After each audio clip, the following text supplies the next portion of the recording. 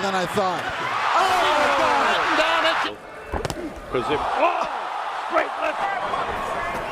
There's a left hand. Back and forth from this right here. Down goes. Kung ikaw ay isang panatiko ng boxing, ay sigurado subaybay mo lahat ang naging magagandang laban ng ating pambansang kamao. At hindi lingid sa atin, nakatalasan sa kanyang mga nakakatunggali, ay tila pipitsugin at walang kwenta kung ituring ang ating bida. Katulad na naging laban ni Pacquiao, sa nooy isang undefeated at kinatatakutan sa welterweight division, ang Mexican boxer na si Keith Thurman. Maganda siguro ay revisahin natin ang isang mabilis na review ang naging resume nitong si Thurman para magkaroon tayo ng konting ideya kung bakit nga ba ganun na lang kataas ang kanyang kumpiyansa na madali niya lang tatalunin si Pacquiao. 31 wins, 23 knockouts at may isang talo. Yan ang kasalukuyang record ni Thurman. 2007 nang magsimula ang karera ni Thurman sa boxing sa kanyang edad na 18. Sunod-sunod ang kanyang mga naging panalo at karamihan sa kanyang mga panalo ay puro knockout. 2012 nang masungkit ni Thurman ang kanyang kauna-unahang belt sa kanyang professional boxing career, ang WBO NABO Super Welterweight title kontra sa Puerto Rican boxer na si Carlos Quintana. 3 buwan ang lumipas. Pagkatapos niyang masungkit ang WBO belt, ay napalaban naman ito sa former IBF welterweight champion na si Jan Sabik.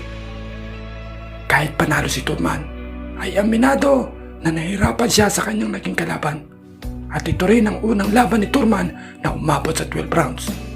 2013 nang makatapat naman ni Thurman ang interim WBA welterweight champion at nooy isa ring undefeated na si Checo Chavez. Oh, body shot there by Thurman. Licensing and regulation. It's Thurman on the attack. Swarming Chavez along the ropes. And Chavez is and this fight is over. Keith Thurman. Matapos niya maagaw ang WBA welterweight title, 8 beses nitong matagumpay ng depensahan ng kanyang hawak na titulo. At 2 sa malalaking pangalan noon sa welterweight division ang kanyang winasak. Si Danny Garcia at si Sean Porter. Kaya naman masasabi ko na may lakas at galing din talaga itong si Thurman nung hindi pa nakakalaban ng ating pambansang kamao. Wala naman talaga tayong doubt sa ability at power nito si Thurman. Kumbaga given na talaga yun sa kanya eh. Sumira nga lang talaga yung kanyang kayabangan. Pero meron siyang malaking pagkakamali dahil nagkamali siya ng tinarantado. Sabi nga, wag na wag mong gagawin ito sa Pinoy, lalong-lalo na kay Pacquiao, ang Filipino boxing pride. Kaya naman kahit hanggang ngayon ay marami pa rin mga Filipino boxing fans ang hindi nakaka-move on sa mga pinagsasabi nitong si Thurman kay Pacquiao. Kaya ating balikan at sama-sama po natin panoorin kung paano tinuruan ng leksyon ni Pacquiao ang ubod ng hambog na si Thurman. Round 1. Simula pa lang ay ramdam mo na ang lakas at hiyawan sa arena. Parehong may diskarte at pag-iingat. Si Thurman, na kilala sa bilis at power, ay maiingat na lumalapit, habang si Pacquiao naman ay gumagamit ng mabilis na footwork para makailag sa atake ni Thurman.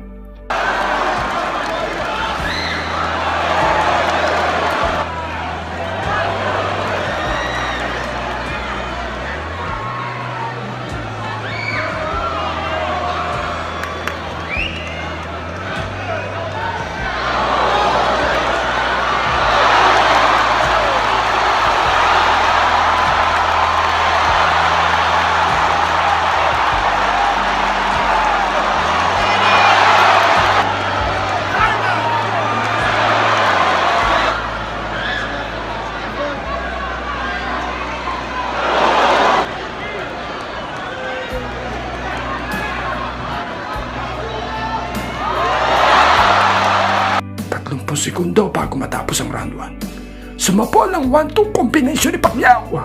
Bagsak si Thurman.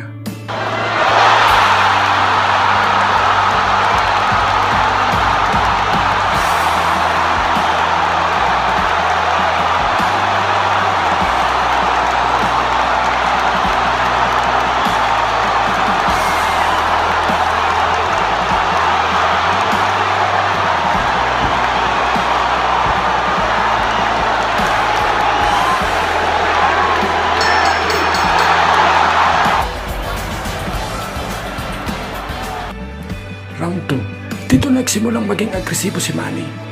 Nagbitaw ng mga sunod-sunod na kombinasyon. Tinatamaan si Turman ng ilang birada ngunit nakakabawi din siya.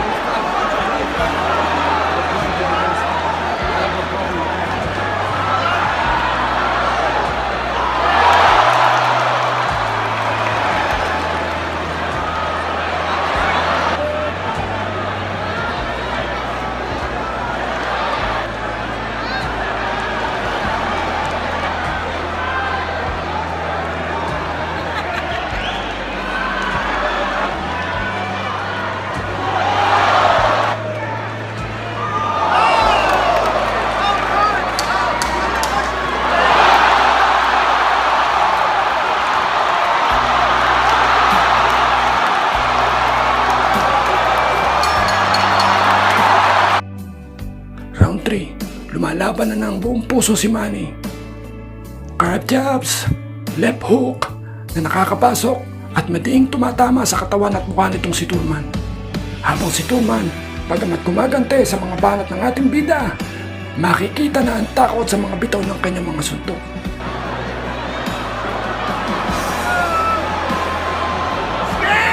He's scared! He won't go it! He's going for bump!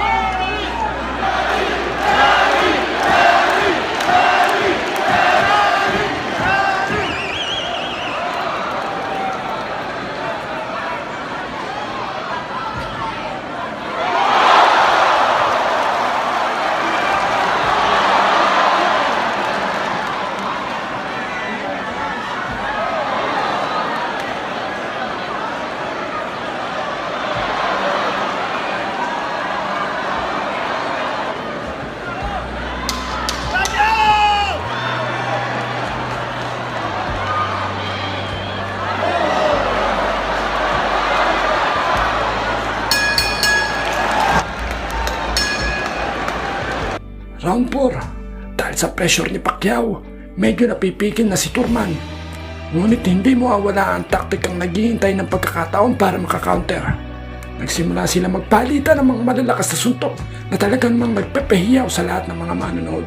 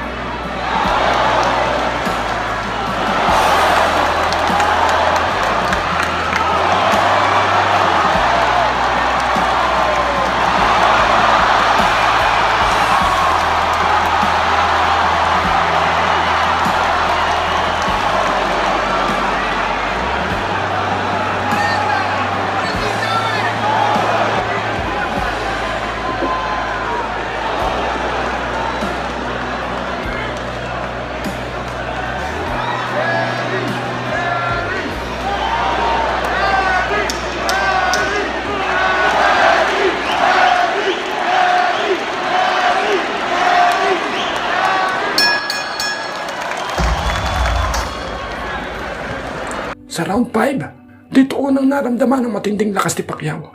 May ilang matitinding suntok siyang naipapasok. Hindi lang basta suntok, kundi mga suntok na may kasamang puso at determinasyon.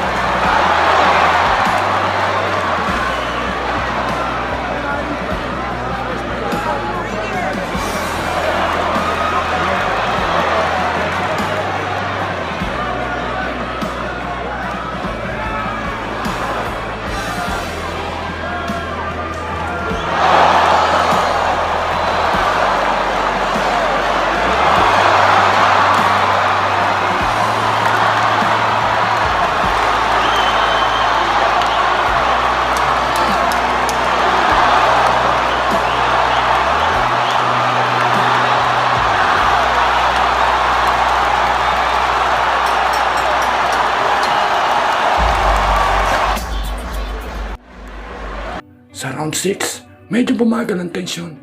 Pero hindi ibig sabihin ay nawawala na ng sigla. Naging mas matalas si Thurman. Sinusubukan niyang balansehin ang kanyang opensa at depensa. Ngunit si Manny, gaya ng dati, ay patuloy na nagbabato at nagpapatama.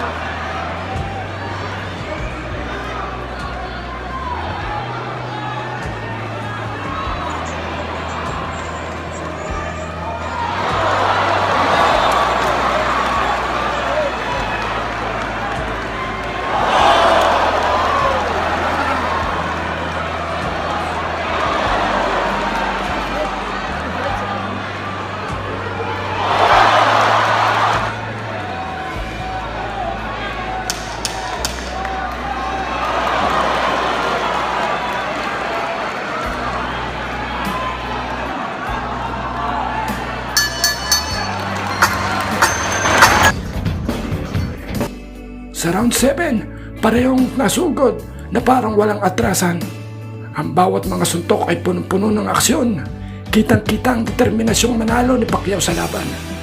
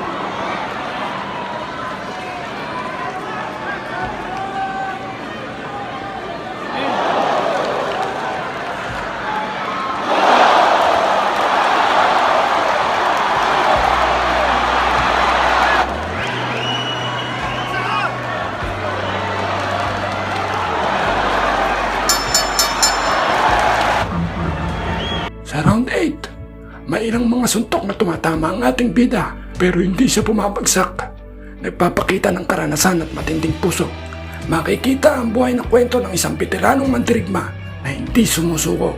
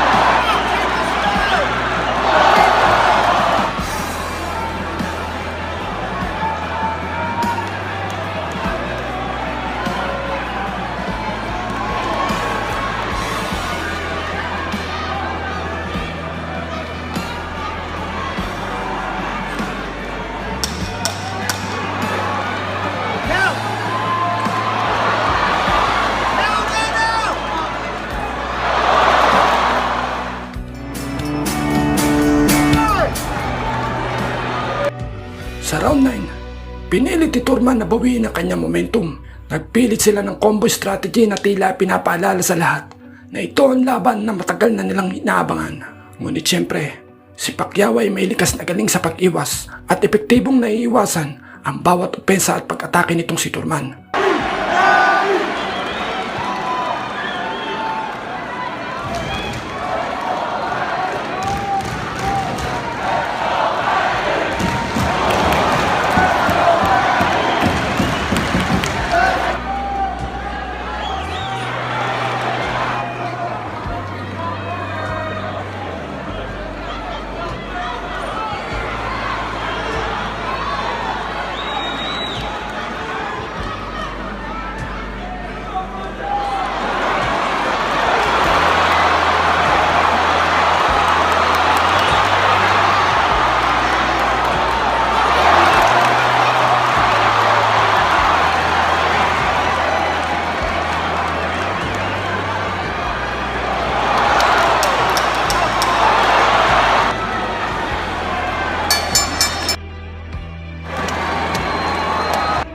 Sa round 10, isa sa mga pinakamahalagang round.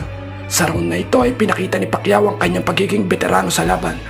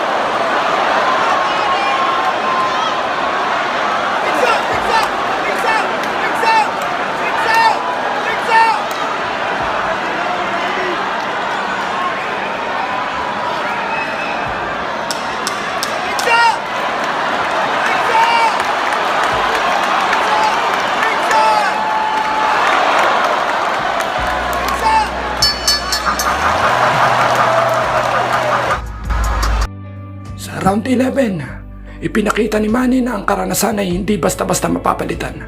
Gumamit siya ng range, footwork at timing para mapawalang bisa ang pag-atake nitong si Thurman.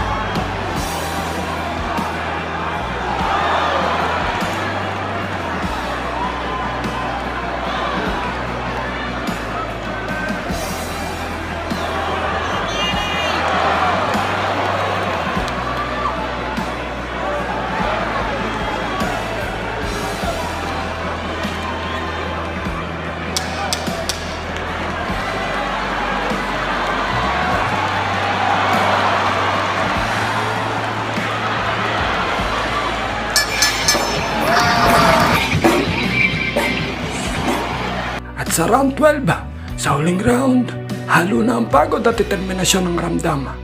Pareho silang mandirigma na nagbigay ng lahat at natapos ang kanilang laban na may respeto at paghanga.